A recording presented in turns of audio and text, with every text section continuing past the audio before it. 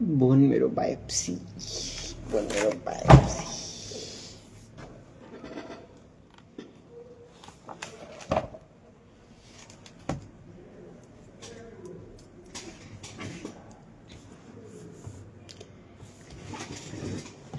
तो आज आपको मैं नई ट्रिक बताने जा रहा हूँ। देखिए देखिए देखिए, ग्रोथ एंड डेवलपमेंट।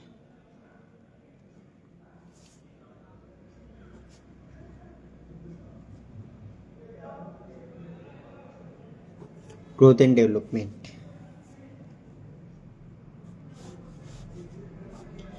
हम बात करते हैं, मैं आपको पीछे से कैमरे से बताता हूँ।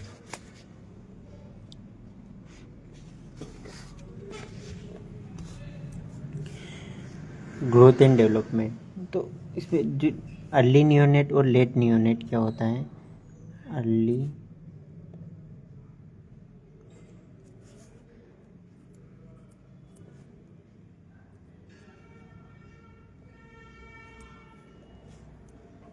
अर्ली नियोनेट और लेट नियोनेट किसको बोलते हैं? तो अर्ली नियोनेट जो होता है 0 से लेकर 7 डेज,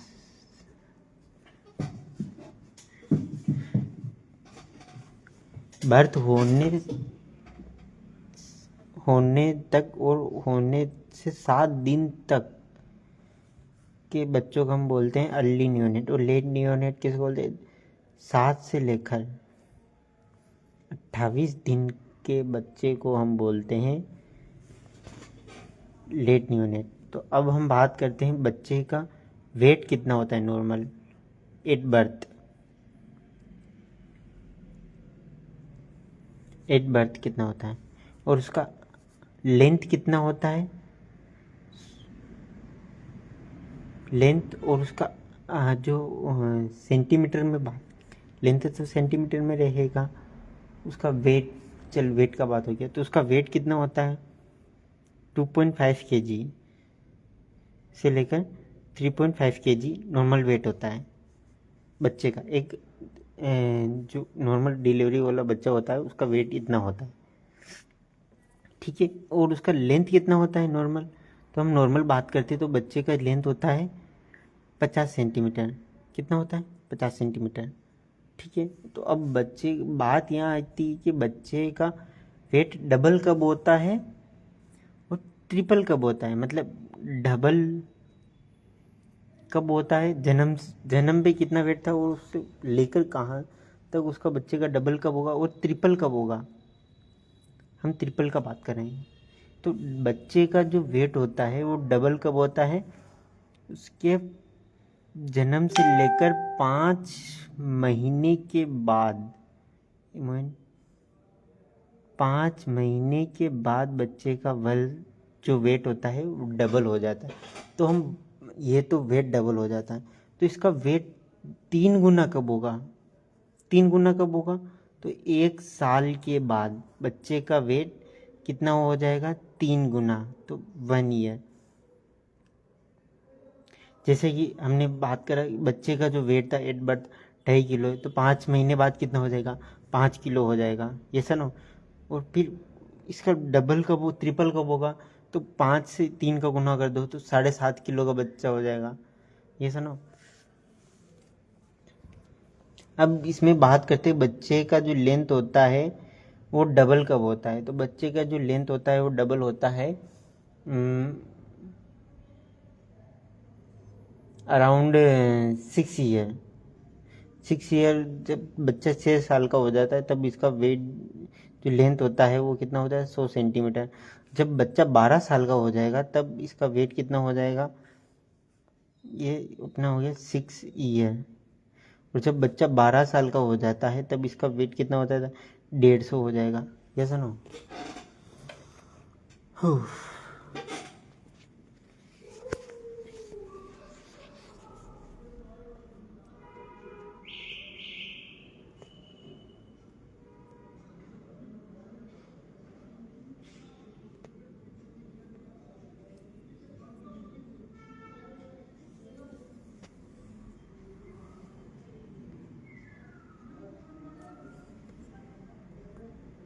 सॉरी यहाँ पे 4 साल का बच्चा रहेगा वो होगा, ठीक है। तो अब हम बात करते हैं इसका CFT। बच्चे का CFT कितना होता है? CFT क्या होता है? Capillary refill time. कैपिलरी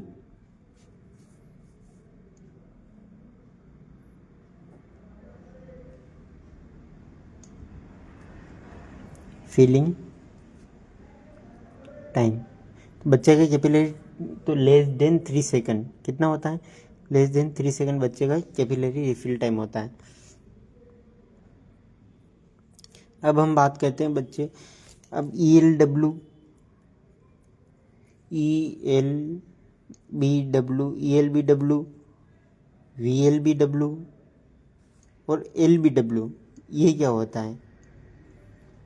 तो इसके बारे में हम देखेंगे। तो ELBW extremely low birth weight, ये कितना होता है? एक्सट्रीमली लो बर्थ वेट, ठीक है। और ये कितना होता है? वेरी लो बर्थ वेट, और ये लो बर्थ वेट।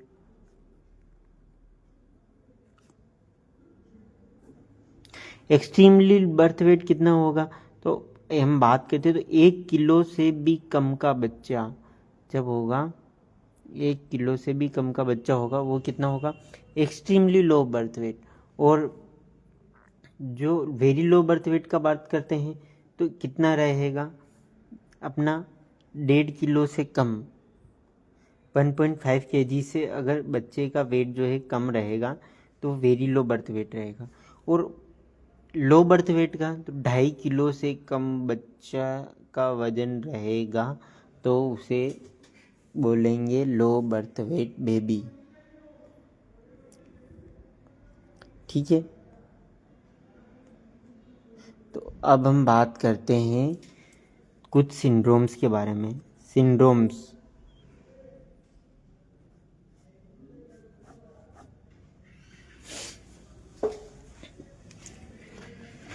तो जैसे कि हम बात करते हैं male, if have a male patient, जैसे यार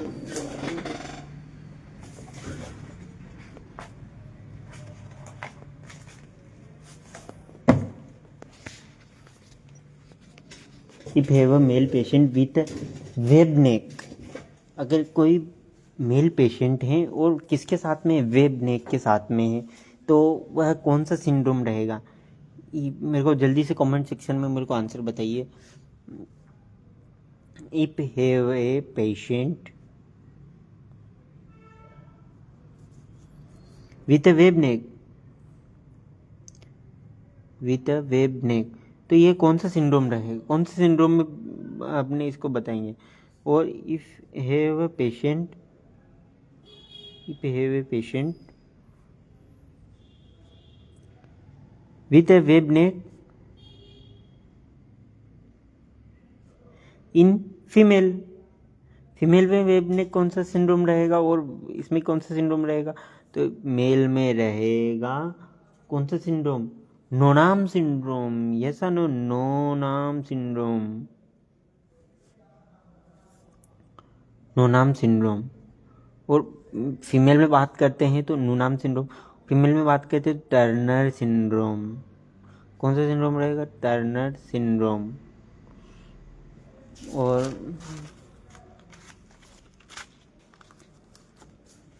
if a person who has single palmar crease, single palmar crease कौन सा डिजीज में, मतलब कौन सा सिंड्रोम में रहेगा? पेशेंट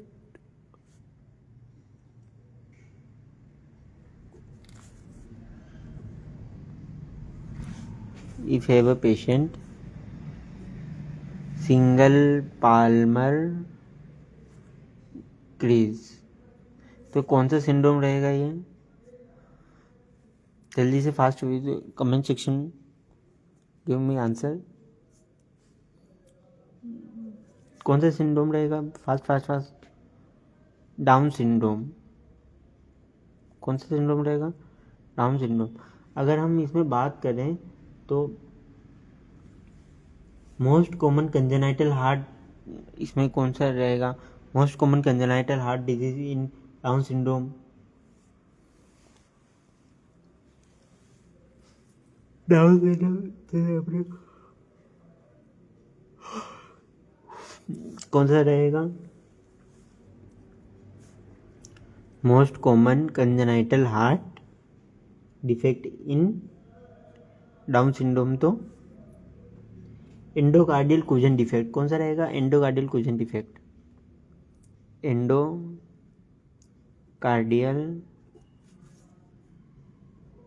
क्यूजन डिफेक्ट कौन सा रहेगा? Endocardial cuisine defect.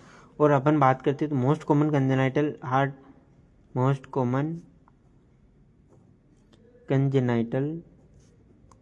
Heart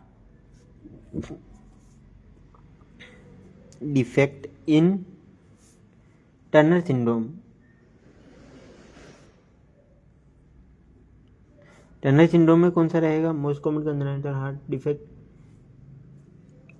Turner का बात करें तो यहाँ पे फीमेल का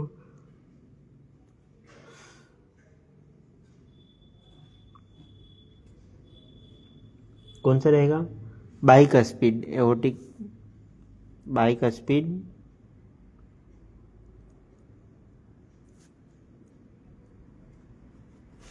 और most common congenital heart defect in down syndrome का हो गया नूनाम सिंड्रोम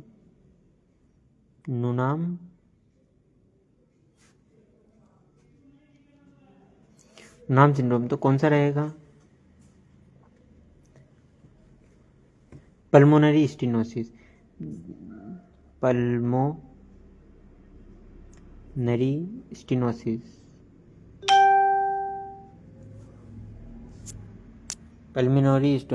रहेगा। ठीक है,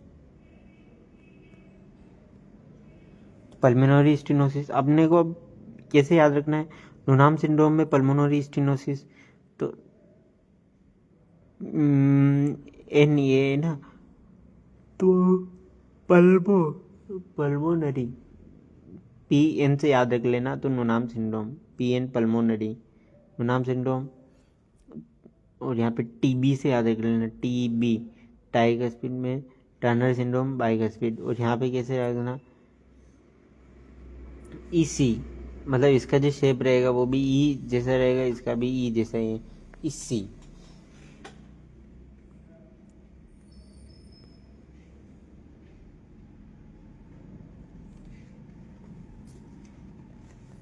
ठीक है, थैंक यू।